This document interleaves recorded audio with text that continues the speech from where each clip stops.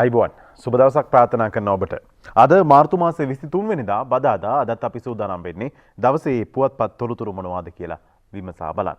පුවත්පත් තොරතුරු ගත්තාම වැඩි වශයෙන්ම අදත් අවධානය යොමු කරලා තියෙන්නේ මේ දවස් ටිකෙන් වගේ රට මුහුණ දීලා තියෙන ආර්ථික අභියෝග තත්ත්වය පිළිබඳ. ඒ වගේම ඉන්ධන, ගෑස් මේ ආදී කාරණා පිළිබඳව අවධානය යොමු වෙලා තියෙනවා පුවත්පත්වල. ඒ වගේම දේශපාලන කරුණු කිහිපයක්ම පිළිබඳව අවධානය යොමු වෙනවා.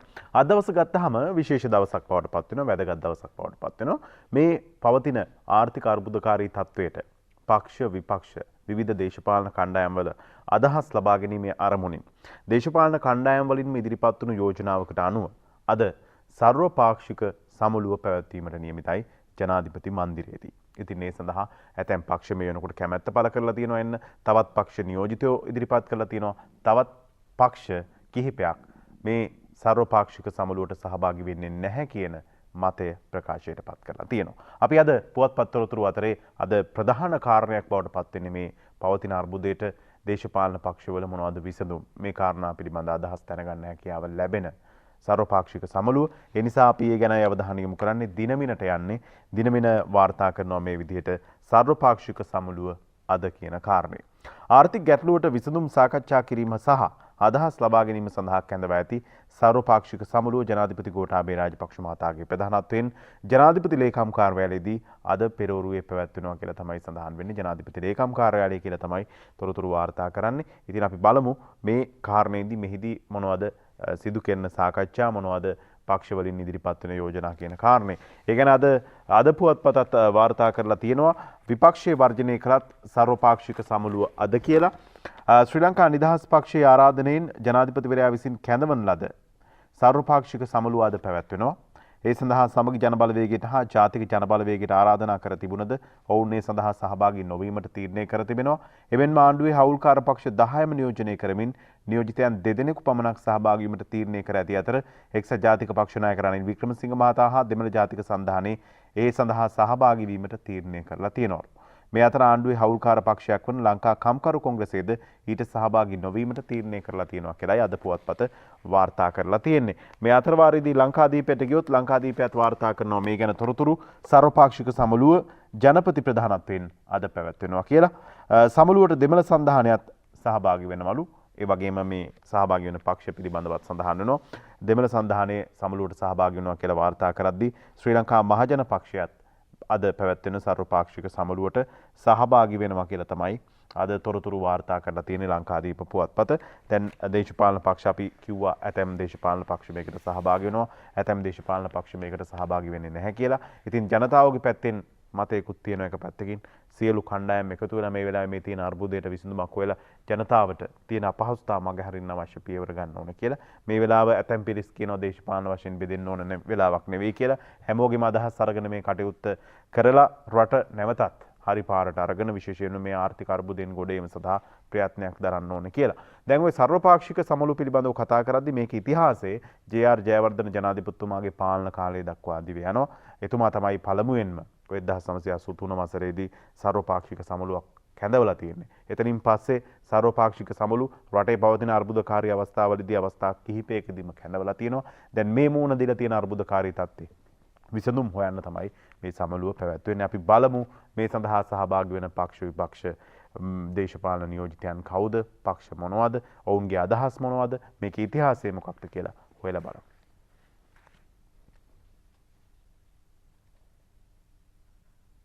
හොඳයි අපි විශේෂයෙන්ම මේකට සහභාගී වෙන පක්ෂයේ වගේම දේශපාලන කණ්ඩායම් ඒ වගේම මේක ඉතිහාසය පිළිබඳ ඊ රාත්‍රී ප්‍රවෘත්ති ප්‍රකාශයෙන් අපි අදහස් හොයලා බැලුවා. අපි දැන් ඒ පිළිබඳව අවධානය යොමු කරන්නයි බලාපොරොත්තු වෙන්නේ.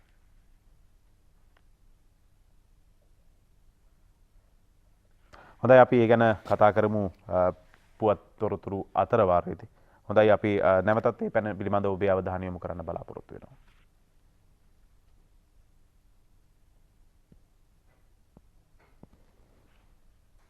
හොඳයි සර්වපාක්ෂික සමුළුව පිළිබඳව පවතින පක්ෂ විපක්ෂ අදහස් පිළිබඳව අපි ප්‍රවෘත්තිය පළ කරන්නටයි උත්සාහ කරන්නේ. අපි බලමු මෙහිදී දැන් මොන වගේ පක්ෂද මේ සඳහා කැමැත්ත පළ කරලා තියෙන්නේ, මේක ඉතිහාසය මොන වගේද, අදහස් දක්වන්නේ මොන වගේ විදිහටද දේශපාලන පක්ෂ නියෝජිතයෝ, ඒ ගැනත් බලලා ඉන්නයි කල්පනා කරන්නේ. ශ්‍රී ලංකාවේ සර්වපාක්ෂික සමුළුවක් පළමුවරට පැවැත්වූයේ 1983 වසරේදී.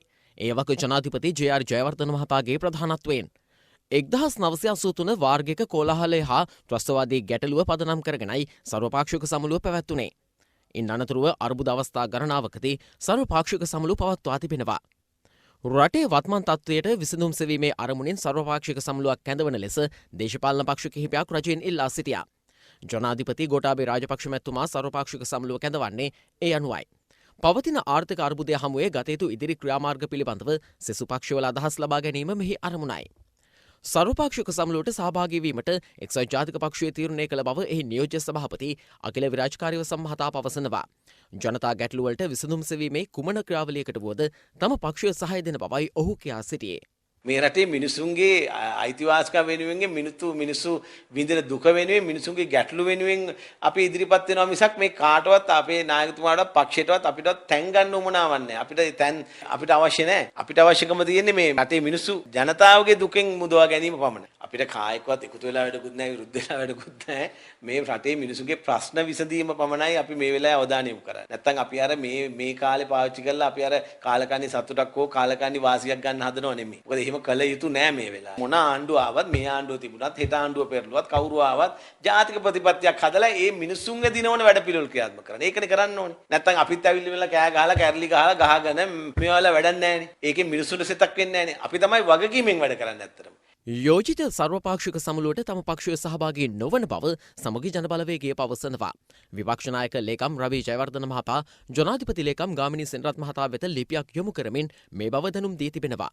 දෙමළ ජාතික සන්ධානයේ සර්වපාක්ෂික සමුළුවට සහභාගී වීමට තීරණය කර තිබෙනවා. පාර්ලිමේන්තු මන්ත්‍රී එම්.ඒ. සුමන්තිරන් මහතා අද මේ බව නිල වශයෙන් ප්‍රකාශ කළා. ජාතික ජනබලවේගය සර්වපාක්ෂික සමුළුවට සහභාගී නොවන බව ඊයේ නිල වශයෙන් ප්‍රකාශ කළා. රජයේ හවුල්කාර පක්ෂ 10 නියෝජනය කරමින් පූජ්‍ය අතුරුලියේ රතන හිමියන් සහ මහාචාර්ය තිස්ස විතාරණ මහතා සමුළුවට සහභාගී වීමට තීරණය කර තිබෙනවා. ශ්‍රී ලංකා මහජන පක්ෂය පවසන්නේ තමන්ද සර්වපාක්ෂික සමුළුවට සහභාගී වන බවයි. එහි නායක පාර්ලිමේන්තු මන්ත්‍රී අසංග නවරත්න මහතා පවසන්නේ පක්ෂ බෙහෙතකින් තොරව මෙම සමුළුවට සහභාගී විය යුතු බවයි. ශ්‍රී ලංකා නිදහස් පක්ෂය සර්වපාක්ෂික සමුළුවට සහභාගී වන බව අමාත්‍ය මහින්ද අමරවීර මහතා පවසනවා. සියලුම පක්ෂ නායකයින් එක්ව රටේ ඉදිරි ගමනට සහාය දීම වත්මන් අවශ්‍යතාව බවයි ඔහු පෙන්වා දෙන්නේ. ජනතාවගේ ඡන්දය ලබා ගැනීම කරන කතාවලින් ප්‍රතිඵලයක් නැහැ. ජනතාවට දැඩිව බලපාන මේ ප්‍රශ්නේදී ජනතාවගේ ඉල්ලීමකුත් තියෙනවා. සියලු පක්ෂ එකතු වෙලා මේකට විසඳුම් හොයන්න කියලා. මම මේ සියලු පක්ෂවලට ආරාධනා කරනවා රට වෙනුවෙන් ඇවිල්ලා අදහස් ඉදිරිපත් කරන්න කියලා. මොකද අපි එළියේ ඉඳන් මොනවා කිව්වත් වැඩක් වෙන්නේ නැහැ. ජනතාවත් බලාගෙන ඉන්නවා. ඒ අය ඒ ස්ථානවලට ගිහිල්ලා ඉදිරිපත් කරන අදහස්. විරුද්ධ පක්ෂය හැටියට මෙවැනි කාරණා දේශපාලන වශයෙන් අරගත්තට කමක් නැහැ. හැබැයි අපි සෑම කෙනෙකුටම දේශපාලනය කරන්නට රටක් ආරක්ෂා වෙන්නට අවශ්‍යයි. ඒ වෙනුවෙන් ඔවුන් ඇවිල්ලා ඔවුන්ගේ සාධනීය යෝජනා මේ මොහොත ඉදිරිපත් කරනවා නම් හොඳයි කියන තැන තමයි අපි ඉන්නේ. ඒ නිසා පහුවෙලා හරි ඒ තීන්දුව අරගෙන ඔවුන් එතනට එකතු වෙනවා නම් හොඳයි. හොඳයි අපි ඊළඟට අවධානය යොමු කරන්නේ දැන් සර්වපාක්ෂික සමුළුව පිළිබඳව තමයි කතා කළේ. මොන වගේ දේශපාලන කණ්ඩායම්ද මේ සඳහා සහභාගී වෙන්නේ? ජනතා නියෝජිතින්ගේ අදහස් මොන වගේද? මේ කාරණා පිළිබඳව තමයි අපි මුලින්ම අවධානය යොමු කළේ. ඊළඟට අද පුවත්පත්වල වාර්තා වෙන ප්‍රධාන තොරතුරකටත් අපි අවධානය යොමු කරන්න බලාපොරොත්තු වෙනවා. දිවයින පුවත්පතට යන්නේ ජනතාව දුකේ වැටී සිටියේදී අහක බලාගෙන ඉන්න බෑ. රාජ්‍ය ඇමති දුරෙන් ලංසා අස්වේ. නිමල් ලංසා රාජ්‍ය අමාත්‍යවරයා ඔහු මහාමාර්ග රාජ්‍ය අමාත්‍යවරයා විදිහටයි කටයුතු කළේ. ඉතින් ඔහු සිය දුරෙන් ඉල්ලා අස්වැලා තියෙනවා.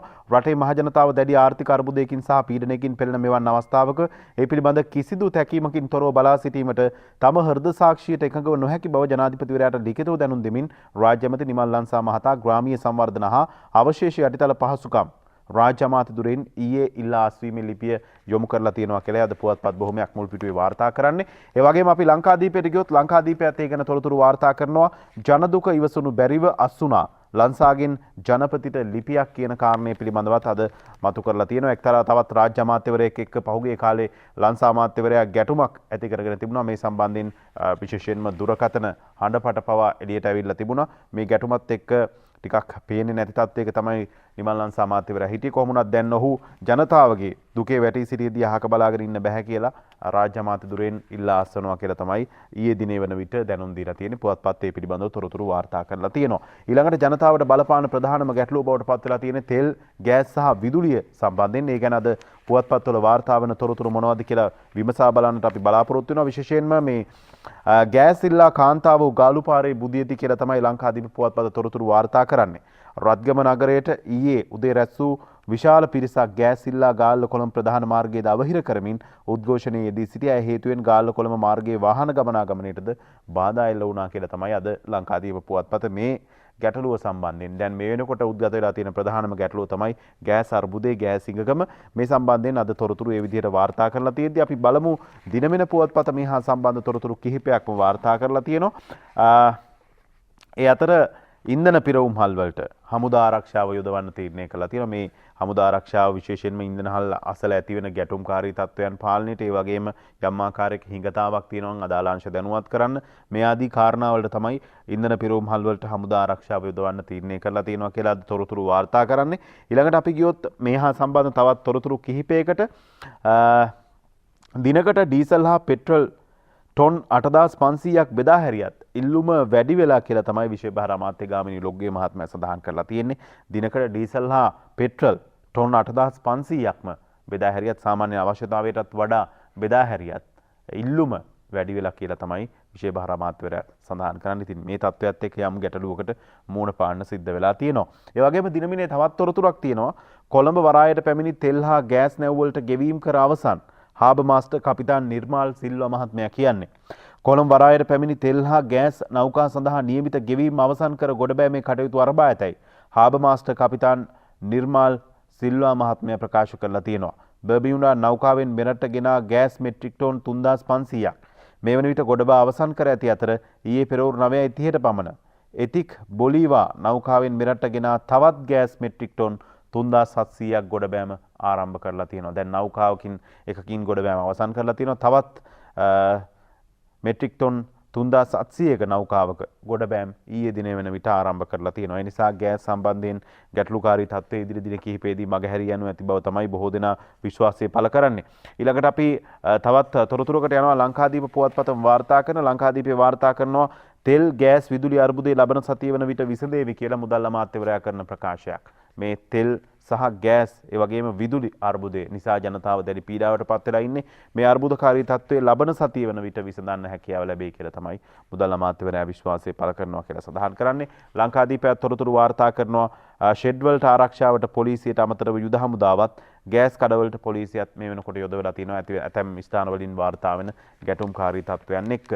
දැන් මේ ගෑස් ඇත්තටම දැන් අපි දිනමින පුවත්පතෙන් උපුටාගත් විදිහට වරායවල් වලට නැව් ඇවිල්ලා තියෙනවා. නැව් වලින් මේ වෙනකොට ගොඩබෑම් සිද්ධ කරනවා. මේ විදිහට ගොඩබෑම් සිද්ධ කරන ගෑස් නියමිත විදිහට බෙදා හරිනවද මේ පිළිබඳව සොයා බලන්න ඊයේ අපේ රූපවාහිනී නිෂ්පාදන කණ්ඩායමක් ලිට්‍රෝ සමාගමට ගියා කෙරවල පිටියේ. මේ ඔබ දකින්නේ එහි දර්ශන. මේ වෙනකොට නිවාඩු දිනයන් පවා විශේෂයෙන්ම ඉදිරි සෙනසුරාදා ඉරිදා දිනවල පවා සේවකීන් කැඳවලා ඊටාම කාර්යබහුල තත්ත්වයක් තමයි මේ වෙනකොට මේ කෙරවල පිටිය ලිට්‍රෝ ගෑස් සංගණයේ තියෙන්නේ. ඉතින් බෙදා හැරීමේ කටයුතු දවසකට ගෑස් ටැංකිය ලක්ෂයක් විතර වෙළඳපොළට බෙදා හැරීමේ කටයුතු මේ වෙනකොට ආරම්භ කරලා තියෙනවා. ඉතින් මේ වෙනකොට තියෙන හිඟයත් එක්ක පවතින තත්ත්වයක් එක්ක තවත් දවස් කිහිපයක් යනකොට මේ තත්ත්වය සමනය කරගන්න හැකියාව ලැබෙයි කියලා තමයි ලිට්‍රෝ සමාගම විශ්වාසය පළ කරනවා කියලා ඊයේ දිනේදී අපිට තොරතුරු වාර්තා වුණේ. මේ වෙනකොට දැන් නිවාඩු දින පවා අවලංගු කරලා සියලු සේවකයෝ සේවයට කැඳවලා ඉතාමත්ම කාර්යබහුල තැනක් බවට ලිට්‍රෝ සමාගම පත් වෙලා තියෙනවා. අපි බලමු ජනතාවගේ ප්‍රශ්න විසඳනවා නම් ජනතාවට තියෙන ගැටලු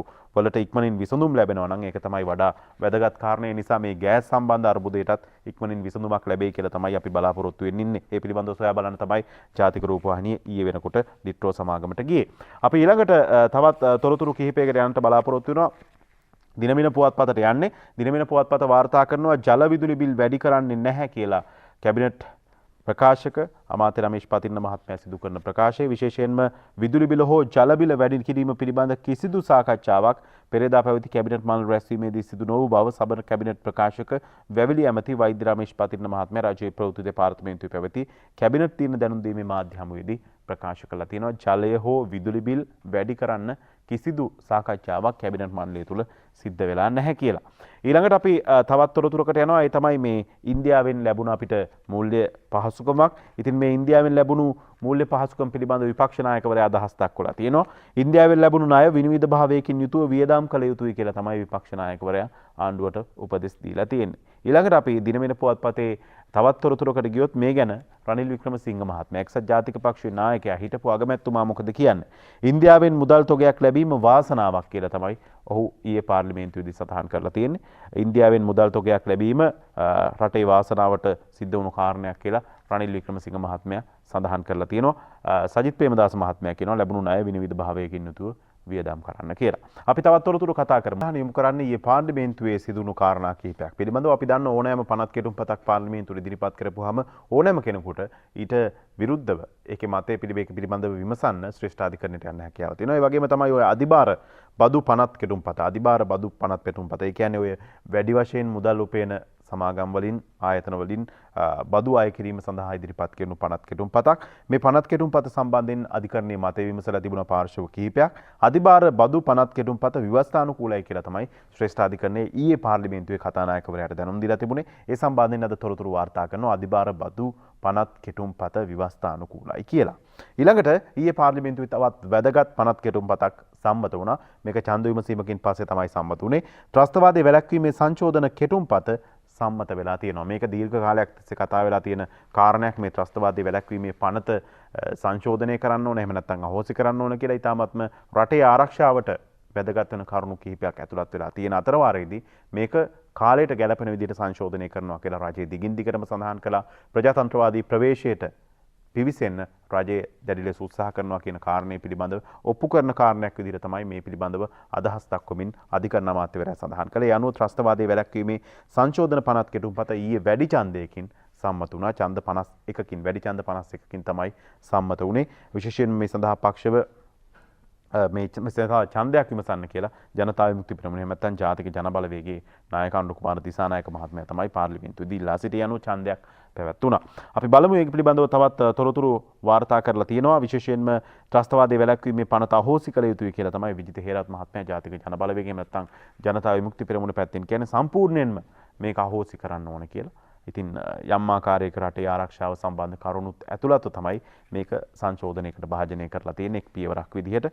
ඉතින් අපි බලමු ඒ පිළිබඳව තවත් දුරටත් මේ කාරණේ සම්බන්ධයෙන් යාවත් කාලීනව පනතක් සම්පූර්ණ පනතක් ඉදිරිපත් කරන්නත් රජයේ සූදානම් වෙනවා කියලා තමයි රජයේ පැත්තෙන් කරුණු අනාවරණය වුණේ.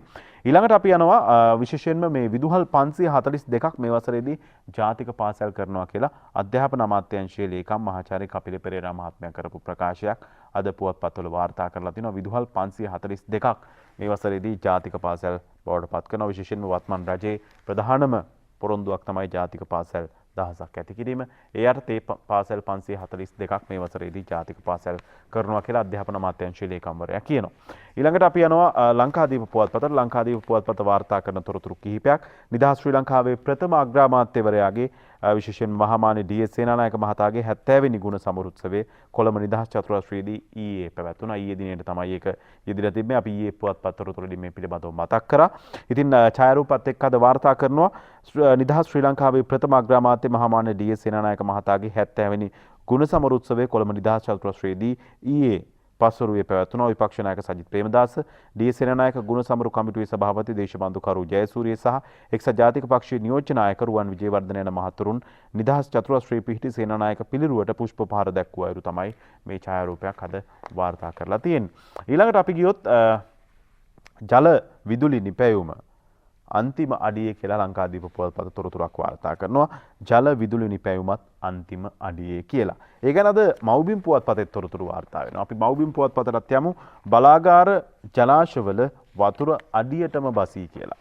මව්බිම් පුවත්පතත් ඒ ගැනයි අද තොරතුරු වාර්තා කරන්නේ. අපි බලමු මේහා සම්බන්ධයෙන් විශේෂයෙන්ම අපිට බලන්නට හැකියාව තියෙනවා. දැන් මේ වෙනකොට ජලාශවල ජල ධාරිතාව මොන මට්ටමකට තියෙන්නේ කියලා. ජලාශ කිහිපයකම අපිට දර්ශන ලැබිලා තියෙනවා. ඔබට මේ දකින්න හැකියාව ලැබෙන්නේ. අපි බලමු දිවෙන්ට බලපෑ ඇති අධික වියලි කාල්ගුණික තත්ත්වයේ හේතුවෙන් ජල විදුලි බලාගාර ආශ්‍රිත ජලාශයන්හි ජල මට්ටම මේ වන විට ඉතාම අවම මට්ටමක පවතින බව විදුලි බල අමාත්‍යාංශය අවධාරණය කරනවා. මේ හේතුවෙන් ජල විදුලි බල උත්පාදනයට තවදුරටත් බාධා පැමිණෙනු ඇති බවට තිබ අමාත්‍යාංශය අනතුරු අඟවනවා. මේ සම්බන්ධයෙන් එම අමාත්‍යාංශය නිවේදනයක් නිකුත් කරමින් කරුණු පැහැදිලි කරලා තියෙනවා. කාසල්ලු ජලාශය, මාඋස්සකැලේ ජලාශය, සමන්ලුවැව ජලාශය, කොත්මලේ ජලාශය, වික්ටෝරියා ජලාශය, රන්දෙනිගල ජලාශය මේ ජලාශවල ජල මට්ටම් ශීඝ්‍රයෙන් පහත බැසලා තියෙනවා. ඔබ දකින්නේ මේ දර්ශන. ඉතින් විශේෂයෙන්ම මෙම මහවැලි ජලාශවලින් රටේ පානීය ජල අවශ්‍යතාව සහ කෘෂිකාර්මික කටයුතු වලටද ප්‍රමුඛත්වයකින් ජලය මුදා හැරීම සිදු කළ යුතු බැවින් මෙම ජලාශවලින් ජල විදුලි බල ජනනය අවම කිරීම සඳහා ජලය මුදා හැරීම සීමා කළ යුතුව තියෙන තත්ත්වයක් උදා වෙලා තියෙනවා. එබැවින් මේ තත්ත්වයට යම් ආකාරයක හෝ අපිට දෙන්න පුළුවන් ශක්තිය තමයි ඊ타මත්ම අරපිරිමැස්මින් විදුලිය පරිහරණය කළා මේ වෙලාවේ තියෙන අර්බුදකාරී තත්ත්වයට අපිට ලබා දෙන්න පුළුවන් සහයෝගය ලබා දෙන්න කියන කාරණේ. ඉතින් මේ ජලාශවල ජල මට්ටම තමයි ඔබ දකින්නේ. ඉතින් මේ නිසා විදුලි බල අමාත්‍යාංශයේ ජනතාවගෙන් විශේෂ ඉල්ලීමක් කරනවා. මේ වෙලාවේ විදුලි අරපිරිමැස්මෙන් භාවිත කරලා ඒ සඳහා Tamanගේ සහයෝගය ලබා දෙන්න කියලා. ඊළඟට අපි මව්බිම් පුවත්පතෙන් තවත් තොරතුරු කිහිපයක් උපුටා ගන්න බලාපොරොත්තු වෙනවා. ජාතික ජනබලවේගය අද නුගේගොඩ වටලයි කියලා තොරතුරක් වාර්තා කරනවා. පක්ෂපාත නොබලා එන්න කියලා සුනිල් හඳුන්නෙත්ති මහත්මයා ඉල්ලීමක් කරලා තියෙනවා. ජනපීඩ කාණ්ඩුව පළවා හරිමු යන 74ක ශාපේ නිමා කරමු යන තේමාව යටතේ ජාතික ජනබලවේගයේ විරෝධතාවක් අද නුගේගොඩ නගරයේදී පැවැත්වෙන්න කටයුතු සූදානම් කරලා තියෙනවා කියලා මව්බිම් පුවත්පත් තොරතුරු වාර්තා කරනවා. ඊළඟට මව්බිමේ තවත් තොරතුරක් තියෙනවා. රට සල්ලි මෙරට සල්ලි ඩ්‍රයිවිං ලයිසන් අධ්‍යාපන සහතික ලොතරැයි ටිකට් ඉන්ෂුරන්ස් ආදායම් බලපත්‍ර හොරට ගහන ලංකාවේ ලොකුම හොර මුද්‍රණාලය CIDN වටලලා තියෙනවා. ඒ ගැනත් ඡායාරූපත් එක්කම තොරතුරු වාර්තා කරනවා. එක වැඩක් නෙවෙයි කරන්නේ. රට සල්ලි මෙරට සල්ලි ඩ්‍රයිවිං ලයිසන් ඒ වගේම අධ්‍යාපන සහතික ලොතරැයි ටිකට් ඉන්ෂුරන්ස් ආදායම් බලපත්‍ර මේ හැම එකක්ම ගහන ලොකු මුද්‍රණාලයක් තමයි CID මේ විදිහට වටලලා අත්අඩංගුවට අරගෙන තියෙන්නේ. ඒ ගැන අද මව්බිම මුල් පිටුවේ ප්‍රධාන තොරතුරක් විදිහට වාර්තා කරනවා. ඊළඟට අපි අද පුවත්පතට යනවා. අද පුවත්පතේ තොරතුරු කිහිපයක් පුවත්පත් තොරතුරු අතරට උපුටා ගන්න බලාපොරොත්තු වෙනවා. විශේෂයෙන්ම මේ ඊයේ දිනේදී ඔය ගාමිණී ලොග්ගේ අමාත්‍යවරයාගේ රියදුරෙක් ඝාතනය සම්බන්ධයෙන් කැස්පෑව ප්‍රදේශින් තොරතුරු වාර්තා වුණා. ඒක පෞද්ගලික ආරවුලක් නිසා ඇති වුණු සිද්ධියක් කියලායි සඳහන් වුණේ. බලශක්ති ඇමතිගේ රියදුරාගේ ඝාතනයට පියා මව සහ පුතුන් දෙදෙනාත් අත්අඩංගුවට කියලා තමයි වාර්තා කරන්නේ. මේ ඒ රියදුරාගේ නිවස ඉදිරිපිට අපරීක්ෂාකාරී විදිහට යතුරු පැදියක් ධාවනය කර පුජ්‍යලයකට අවවාද කරලා තියෙනවා මේ රියදුරා. ඊට පස්සේ ගෙදර ඔක්කොම ඇවිල්ලා තමයි මේ විදිහට ගහලා මරලා තියෙන්නේ. ඉතින් මේ පවුලේ ඝාතනයට සම්බන්ධ පියා මව සහ පුතුන් දෙදෙනා මේ වෙනකොට පොලිස් අත්අඩංගුවට පත් වෙලා තියෙනවා. මේ වගේ සිද්ධි දැන් මේක පෞද්ගලික ආරවුලක් නිසා ඇති වූ සිද්ධියක්. ඒ ගැන තොරතුරු වාර්තා කරන අතරවාරදී අපි කිව්වා දැන් අර මව්බිම පුවත්පතෙන් තොරතුරක් උපුටා ගනිමින් ලංකාවේ මේ රට සල්ලි අපේ රටේ සල්ලි අච්චු ගහන ලොකුම හොර මුද්‍රණාලයක් වටලා තියෙනවා කියන මේ තොරතුරු අතරවාරයේදී අද පුවත්පත සඳහනක් කරනවා පොලිසිය කරන ඉල්ලීමක් ව්‍යාජ මුදල් නෝට්ටු ගැන මේ දවස්වල ටිකක් අවධානයෙන් ඉන්න කියලා. ව්‍යාජ මුදල් නෝට්ටු සංසරණය වීමේ සම්භාවිතාවක් තියෙන නිසා ඒ පිළිබඳ අවධානයෙන් ඉන්න කියලා තමයි පොලිසිය ජනතාවගෙන් ඉල්ලා සිටින්නේ. අපි පුවත්පත් තොරතුරු අවසන් කරන්න කලින් කාටුන් කීපයක් සහ කවි කීපයක් බලන්න සූදානම් වෙනවා. අපි යනවා මුලින්ම දිනමින පුවත්පතට. දිනමින පුවත්පතේ තියෙනවා අංජනගේ කාටුන් එක. මෙන්න කතා බහ. මැද පෙරදිග රටවල් සජිත්ට තෙල් දෙන්න දැන්ටමත් පොරොන්දු වෙලාලු. එහෙ ඉන්නේ සජිත්ගේ බාප්පලාද කියලා අහනවා. මැද පෙරදිගේ ඉන්නේ සජිත් මහත්මයාගේ බාප්පලාද කියලා යහන්නේ. ඊළඟට අපි යනවා ලංකාදීප පුවත්පතට. ලංකාදීප පුවත්පතේ තියෙනවා කාටුනයක් පංකජරු ඉන්දගේ සරදම් කාටුනේ. මෙන්න කතා බහ. ලන්සා අස්වෙලාලු. ලොන්ඩරි වැඩ පුළුවන් කවුද ඉන්නේ කියලා අහනවා. ලන්සාස් වෙලා තියෙද්දි ලොන්ඩරි වැඩ පුළුවන් කවුද කියලා තමයි අහන්නේ. ඊළඟට අපි යනවා මව්බිම් පුවත්පතට. මව්බිම් පුවත්පතේ MD වීරරත්නගේ මරිසිපාල කාටුනේ. මහින්දානන්ද කියනවා අලුත් අවුරුද්දට සහල් සංචිත මුදාහරනවලු. ආව් හොර ගෙඩියක් කිව්වෙත් නෑ බඩු තියනවා කියලා. හොර ගෙඩිය වගේ මේවා තියෙනවා කියලා කියලා නැහැ කියලයි අද MD වීරරත්නගේ මරිසිපාල කාටුනෙන් කියන්නේ. ඊළඟට අපි යනවා දවසේ පද 4ට. අද විදුර අබේනායක ලියලා තියෙන පද 4. වටමේසෙන් පිට පැන්නට බොහෝ දෙන කට ඇරගෙන බලයේ පැණි රසය ගැන රට කරවන්න ඉඩ දෙයිනම් බලයගෙන වැටකොටු ඌව කඩා ඇති ඉදිරියට පැන. මොන වගේ අර්බුදයක් තිබ්බත් බලය දෙනවා නම් ඕන කෙනෙක් බලය ගන්න සූදානම් වෙලා ඉන්නවා කියලා තමයි සඳහන් කළේ. ඒකනේ අර විපක්ෂ 나යකතුමාත් දැන් පහුගිය දවස්වල මේ වගේ අර්බුදකාරී තත්ත්වයක් මැද්දේ ජනාධිපති ලේකම් කාර්යාලය ඉදිරිපිට පැවති විරෝධතාවකදී මේ වෙලාවේ ජනාධිපතිවරණයක් තියන්න කියලා ඉල්ලීමකුත් කළා. ඉතින් ඒ පිළිබඳව බොහෝ දෙනෙක් කතා බහට ලක් වෙනවා. ඒ තොරතුරුත් එක්ක අදට පුවත්පත් තොරතුරුෙන් සමුගන්නවා. හෙටත් හමු වීමේ බලාපොරොත්තු වෙන්න ඔබට ප්‍රාර්ථනා කරනවා යහපත් සුබ දවසක්. ආයිබෝන්.